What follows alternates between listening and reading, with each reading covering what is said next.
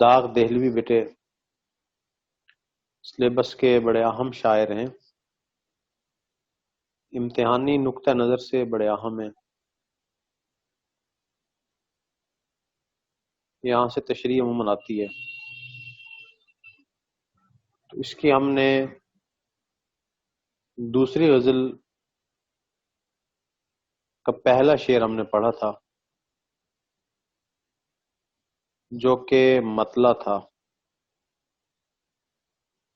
مطلع کی بنیادی پہچان بتائی تھی آپ کو کہ مطلع قصیدہ یا غزل کا پہلا شعر ہوتا ہے۔ اگر فرض کیا قصیدہ یا غزل کا پہلا شعر ہے اور دونوں مصروں میں قافیہ نہیں ہے، تو پھر وہ قصیدہ یا غزل کا پہلا شعر تو ہو سکتا ہے، لیکن ہم اسے مطلع نہیں کہہ سکتے۔ مطلع ہم اسی صورت میں کہیں گے جب قصیدہ یا غزل کا پہلا شعر بھی ہوگا اور اس کے دونوں مصروں میں قافیہ بھی ہوگا، یعنی کہ دونوں مصرے ہم قافیہ ہوں گے۔ تو اب مطلع کے لیے پہچان ہم قافیہ، دونوں مصروں کا ہم قافیہ ہم ردیف، اور پھر پہلا شعر قصیدہ یا غزل کا۔ اب داغ دہلوی کی دوسری غزل ہم پڑھ رہے تھے، اور دوسری غزل کا دوسرا شعر جو ہے، دل لے کے مفت کہتے ہیں، یعنی کہ دل تحفے میں دیا شاعر نے، یا بغیر تقاضا کیے دل دے دیا، یا بغیر طلب کے دے دیا، کچھ کام کا نہیں، الٹی شکایتیں ہوئیں، شکوے احسان تو گیا، احسان قافیہ ہے، یعنی کہ شعری اصطلاح میں چند ہم وزن اور ہم آواز الفاظ کا مجموعہ قافیہ کہلاتا ہے۔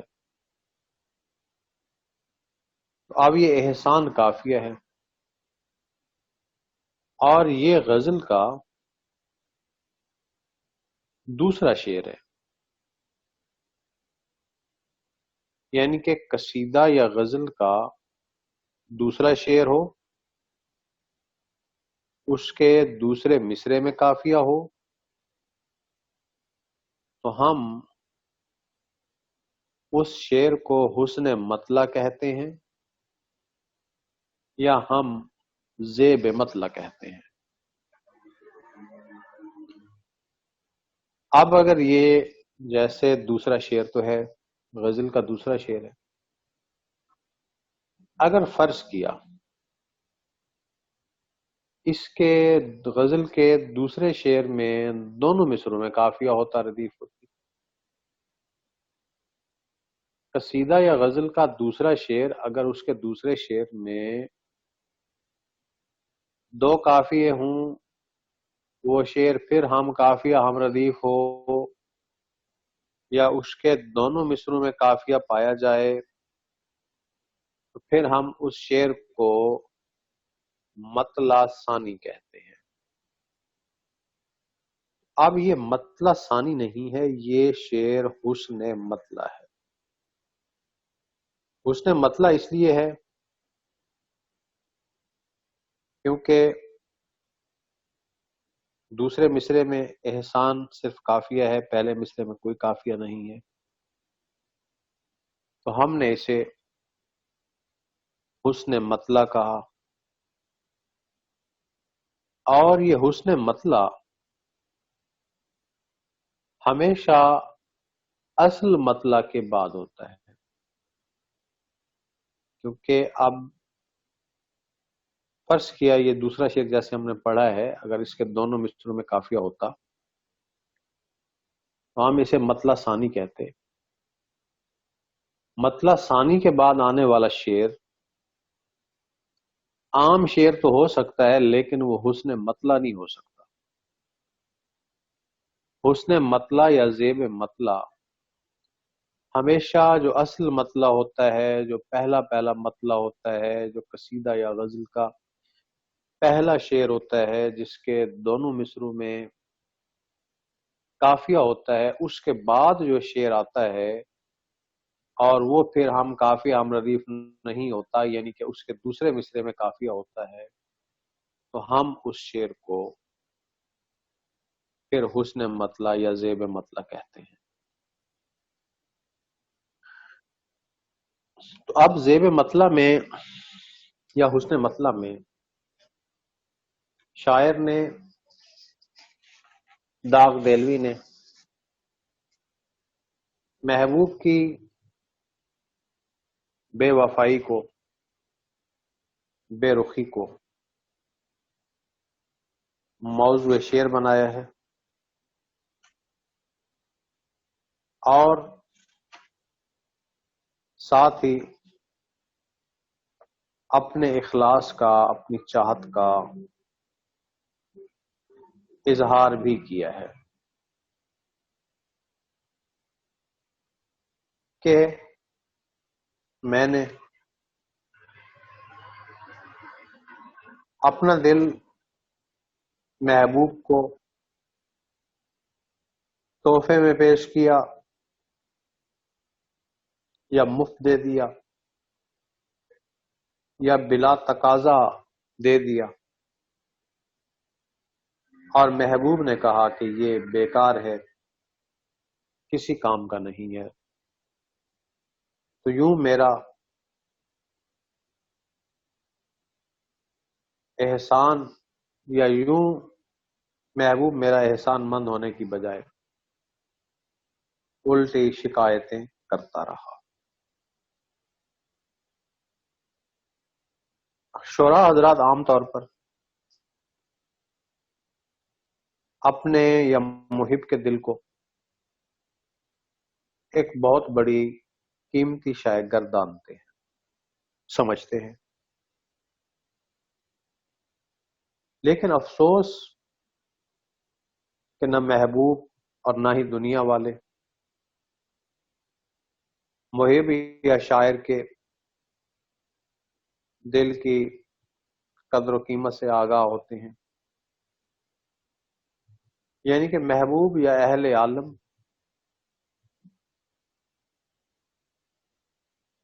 محب کے یا شاعر کے محبت بھرے اور خلوص بھلے دل کی قدر نہیں کرتے، کیونکہ ان کے یہاں اخلاص کی بجائے دنیاوی مال و متاع اور جاہ و مرتبے کی اہمیت زیادہ ہوتی ہے. چنانچہ محبوب ہو یا عام دنیا والے ہوں، سبھی کے سبھی دنیاوی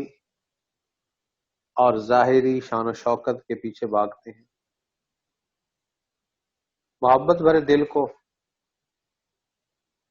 کوئی پوچھتا تک نہیں. تو میر تقی میر نے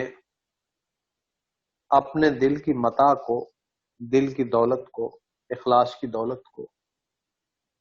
دنیا کی نظروں میں کچھ اس طرح سے بیان کیا ہے. فرماتے ہیں قدر رکھتی نہ تھی متاع دل، قدر رکھتی نہ تھی متاع دل، سارے عالم کو میں دکھا لایا ہوں۔ قدر رکھتی نہ تھی متاع دل، پہلا مصرع ہے۔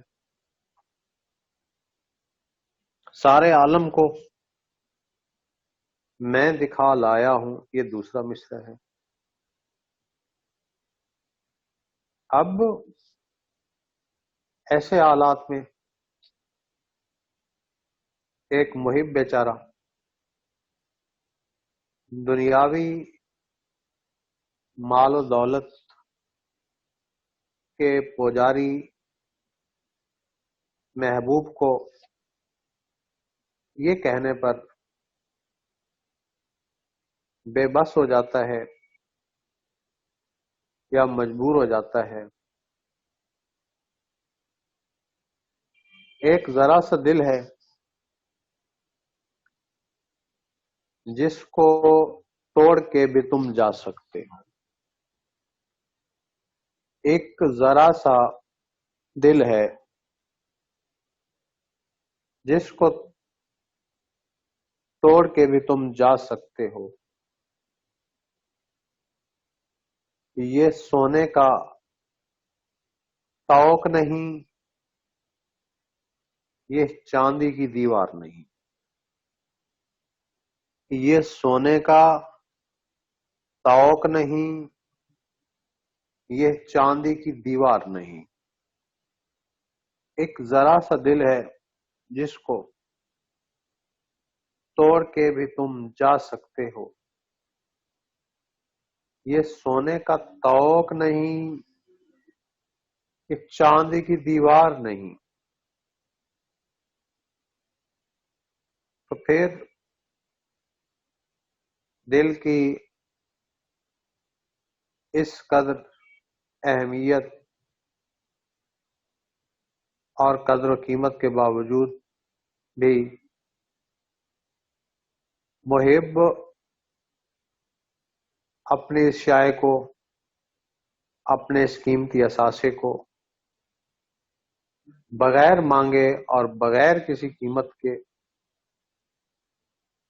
مفت محبوب کے حوالے کرتا ہے، اور اس کے بدلے میں محبوب سے کوئی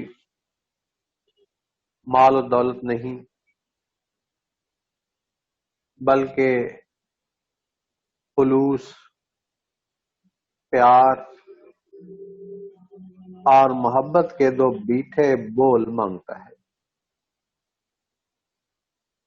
اب یہ ایک نفسیاتی حقیقت ہے کہ جو شاید کسی کو بن مانگے یا بیٹھے بٹھائے کسی قسم کی محنت اور تردد کے بغیر مفت میں مل جائے، اس چیز کی اس شخص کی نظروں میں کچھ زیادہ اہمیت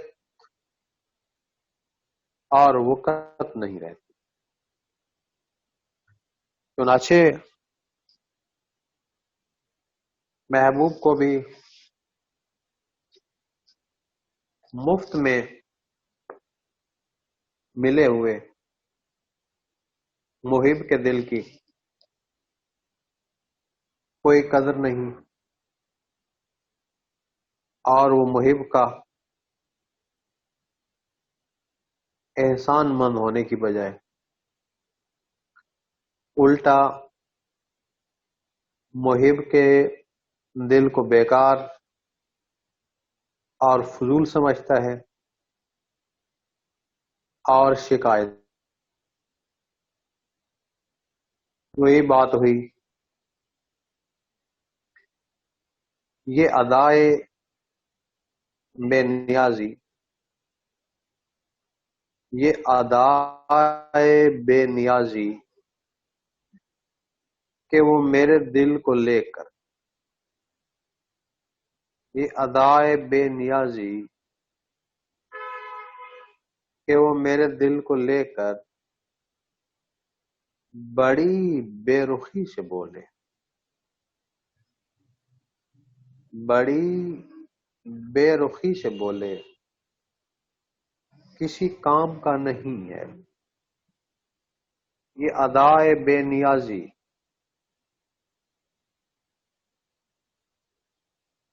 کہ وہ میرے دل کو لے کر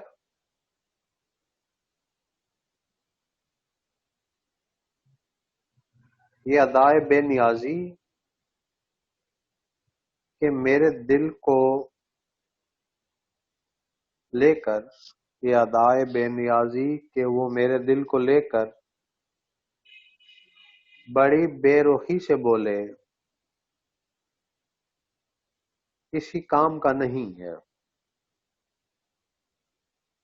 اب داغ دہلوی کے یہاں بھی کچھ اس طرح کا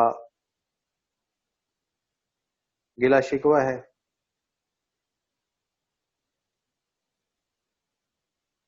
کہ داغ دہلوی نے بھی اپنا محبت اور خلوص سے بھرا ہوا دل مفت میں محبوب کے حوالے کیا۔ اسے توقع تھی کہ محبوب اس کی محبت اور خلوص کی قدر کرے گا، لیکن شاعر کی محبت کا جواب محبت سے نہیں دیا گیا، یعنی کہ محبوب نے بالکل ہی اس کے برعکس رویہ اختیار کیا،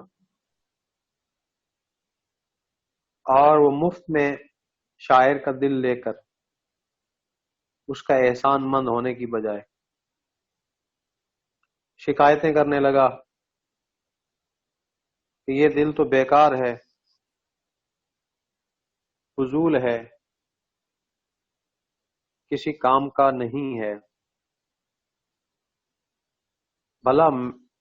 وہ اس فضول شاعر کو اپنے پاس رکھ کر کیا کرے گا؟ تو ظاہر ہے